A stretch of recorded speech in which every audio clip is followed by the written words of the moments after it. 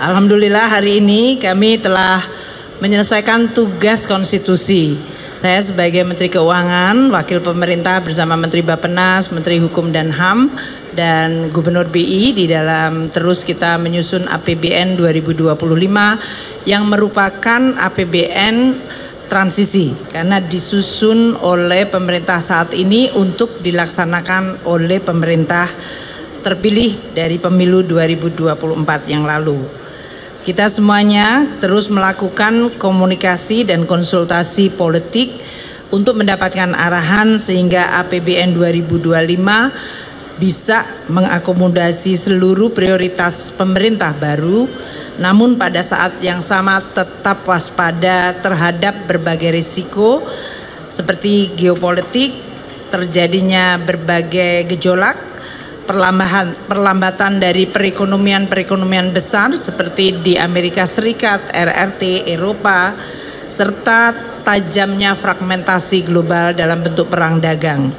Inilah yang kemudian mendasari kami untuk menyusun APBN 2025 tetap hati-hati waspada namun optimis dan juga mampu mengakomodasi kebijakan prioritas pemerintah terpilih. APBN 2025 seperti saya sampaikan dirancang untuk menjaga stabilitas, inklusivitas, dan keberlanjutan. Dan ini tercermin di dalam baik sisi belanja pemerintah pusat, baik itu di KL maupun non-KL, belanja transfer ke daerah, serta below the line atau pembiayaan. Kami juga menggunakan instrumen penerimaan seperti pajak, bea dan cukai, serta PNBP untuk mendorong stabilitas, inklusivitas, dan keberlanjutan. Pemerintah telah sepakat dengan asumsi makro yang tadi telah dibacakan, jadi saya tidak ulang. Dan kita tentu memahami bahwa berbagai indikator pembangunan juga sama pentingnya, seperti penurunan tingkat kemiskinan, tingkat pengangguran, dan juga ketimpangan.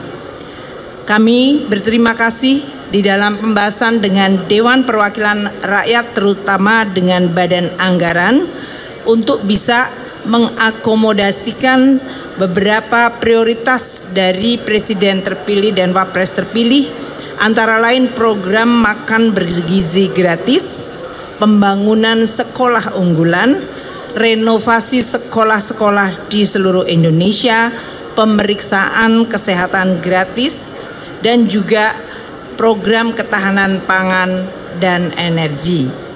APBN 2025 kita harapkan akan menjadi instrumen yang tetap sehat, kredibel, dan efektif untuk membangun fondasi Indonesia menuju visi Indonesia Emas 2045. Banyak fokus di dalam APBN yang selama ini telah kita sampaikan dan akan diteruskan, yaitu collecting more, spending better, prudent, serta inovatif financing. Penerimaan negara dijaga pada 3005,1 adalah keseimbangan antara meningkatkan kapasitas APBN membiayai program-program penting namun juga menjaga kondisi dan iklim investasi. Belanja kementerian lembaga sebesar 1.160,1 triliun telah memasukkan program unggulan pemerintah baru, makan bergizi gratis 71 triliun, renovasi sekolah 20 triliun, sekolah unggulan pembangunan sekolah unggulan 2 triliun, pemeriksaan kesehatan gratis 3,2 triliun, penuntasan TBC, penanganan TBC 8 triliun, lumbung pangan nasional 15 triliun, dan peningkatan rumah sakit berkualitas sebesar 1,8 triliun. Untuk transfer ke daerah 919,9 triliun adalah untuk menciptakan sinergi harmonisasi kebijakan pusat dan daerah dan meningkatkan kualitas belanja produktif dan perbaikan local taxing power sehingga kemajuan daerah akan semakin diselaraskan yang tertinggal bisa mengejar lebih cepat sehingga daerah-daerah makin mengalami konvergensi kemajuan.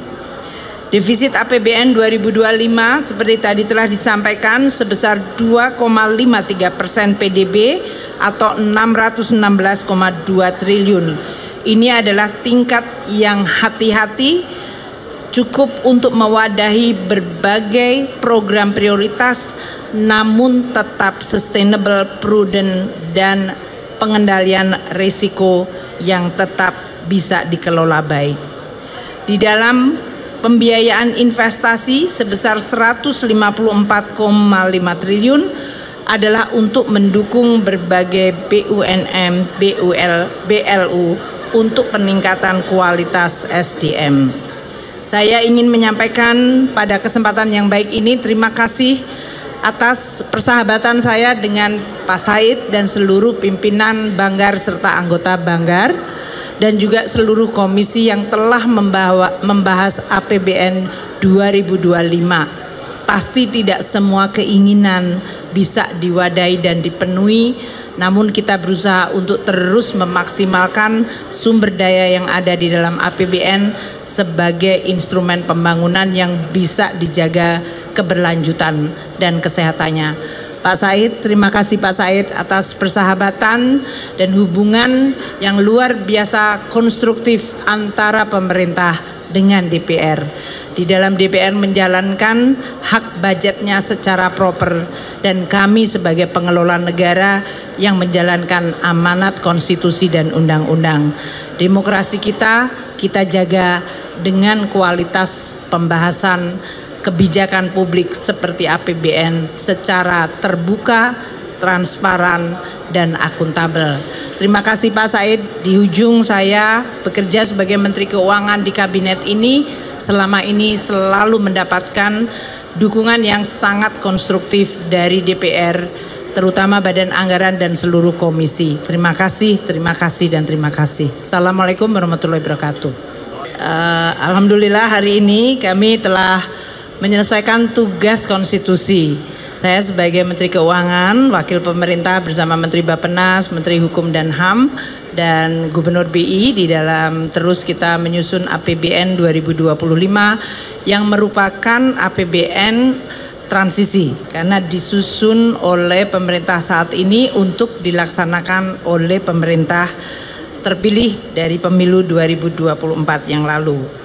Kita semuanya terus melakukan komunikasi dan konsultasi politik untuk mendapatkan arahan sehingga APBN 2025 bisa mengakomodasi seluruh prioritas pemerintah baru, namun pada saat yang sama tetap waspada terhadap berbagai risiko